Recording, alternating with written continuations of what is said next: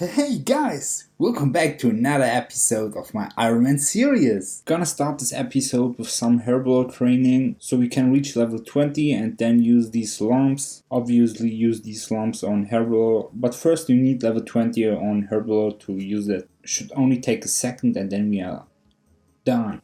Awesome. Now we can use the lamps on the herbal skill and confirm 1k XP. Nice. And level 21. Now the next lamp, which gives us again 1k XP, so we reach level 23. And the third and last lamp, 300 XP. Okay, so I use some time for this now because it's really useful. I'm speaking about the fighter torso, which you can get here as a reward from the Barbarian assault minigame. So yeah, it really depends. Whether you have a good team, then you can get it really quickly, but if you have no team, it takes several hours until you got it. So the fighter torso is really nice because it has a decent strength boost. Its strength bonus is tied with the Banner's chest plate. So it's a really strong chest plate, especially because you can get it in the really early game. You don't need any XP or any luck with the drops. You can just stay some hours at the Barbarian assault and then you can buy it already. So it's a really nice chestplate you should consider to get if you are playing Ironman or in general too. And when you check the defense bonus, it's not that good if you compare it to the high strength bonus you get from it. You can say that the fighter torso offers basically nearly as much defense bonus as the rune chestplate or the adamant chestplate. It basically fills up the gap between those two. Okay, so next I spent a few hours here in Valador to train my magic level up to 49. This has two reasons. First, 49 you unlock most of the teleportation spells which are important to do quests and in general for the movement. Basically speeds up everything. The second reason is that I can enchant ruby necklaces, which is really important. If you remember in the last episode, we unlocked Fossil Island for the birdhouse runs, for the seaweed runs and much more. To teleport quickly to there, you need an enchanted ruby necklace. Then you can straight teleport to the Fossil Island, which is really good. After I did this over and over again on several accounts in the past, it really feels like I'm completing a puzzle, because to progress on your account you need to follow a straight path, and it's basically always the same because you need certain unlocks to do certain things in the game, and all this helps you to progress a lot faster without doing exhausting methods. Like that you can speed up many things, and that's why I would recommend it every one of you. I know many people are just doing the most efficient way to train a certain skill or doing a certain thing in the game. But if you check the wiki pages, then you can always see an alternative method to train a certain skill or to unlock a certain thing in the game. And I would really recommend it to check it out sometimes, because with that you get to know the game from a whole other perspective, which can be really fun sometimes. Since most of the players in Runescape are playing this game for several years, in average all the players have a really good knowledge of the game in my point of view. But for newbies or people which only play a few hours per week and they never really wanted to max out an account or so, there is still so much to discover in this game. And that's why I think RuneScape is awesome, because they offer you so much content and there's so much to discover under the surface. Alright, currently finishing the Plague City quest and done.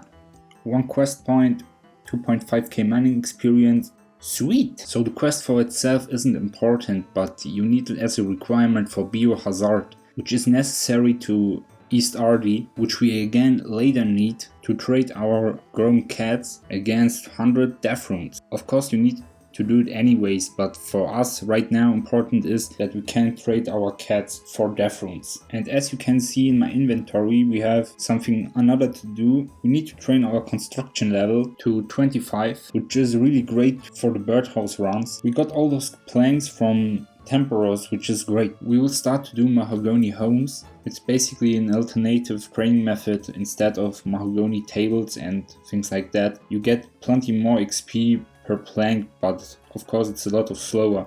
To do that, you need to start to talk with Amy to sign up for the job, and afterwards talk to her. Then she will give you certain construction jobs and you will have to travel to certain homes, and then there you can repair, for example, a bed, and then you get plenty of XP for it. And that's why it was important for us to train our magic level first, so we can travel over the map a lot faster. And here you can see the XP rates you can get. You start with level 1 and then you are a beginner. With level 20 you are a novice. With level 50 you are an adept, and with level 70 you are an expert. The higher you level, the higher your XP rates are, and of course the higher your estimated GP loss is, because you use much more expensive planks. So as a beginner you can expect 30 to 35k experience points per hour. As a novice you can expect 65 to 75k experience per hour. As an adept 110k to 130k XP, and as an expert you can expect 165k to 190k XP per hour. Okay, sweet.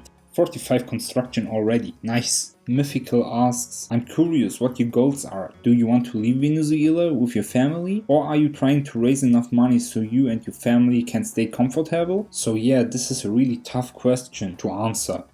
You all know that the situation in my country is really bad right now, and not just since yesterday, since years it's like that. And currently there's also no real perspective. There is no sign that anything will change in the near future. Instead it's just getting worse and worse. Although there's no sign that anything will get better soon, people are still hoping. For example, all those people in my age are still going to the university, although there are no jobs after it. So even if you get your degree at the end, there is no hope that you can start a real and a good paying job. It's somehow crazy that you work all the time for that degree and then at the end you don't get a job, or you do one of those jobs who don't pay very well, and then imagine you go to the job and after that day you have to go back to Runescape again to play, because otherwise there is no money. The normal job doesn't pay nearly enough so you can buy enough food. Although your salary is so low, people don't quit their job normally. They work as always, because if everyone quit their job, there's basically no hope that anything will change ever. If everyone stops to work right now, the country will probably collapse even faster, or even more in general. And the same applies basically to all those people who escaped from this country. I know a lot of people who already escaped, for example, to Colombia. One of many problems is that you can't just leave the country without certain documents, and those documents you can only get from the government. And to stop people from leaving the country, the government created a really high price for those documents, so you can't just get them easily and then escape from the country and never come back. And for example, myself, you must understand my situation. I live here with my whole family, so I can't just leave them all alone. We all help each other to survive in this hard situation. So the only real option would be that we escape all together, we leave all together this country. But to pay for all of us is basically impossible. Everything you earn here from jobs or RuneScape, you spend directly on food and other things. You don't really save up money. Of course, some family can save up money, but then they are in a really good situation. Right now I'm just hoping that we can somehow stabilize our situation with this income of this YouTube channel and my Patreon and such. So this would be my biggest wish right now, so we just stabilize our situation, and then we can maybe think about leaving this country in general. But another whole subject is whether we really want this. Of course, if somebody would say you will definitely have a better life in another country, it would be different and the decision would be easier. But you can't just go to another country and search there for help, especially if you don't have a degree or so. You can't just go to another country and then say, hey, give me money for free and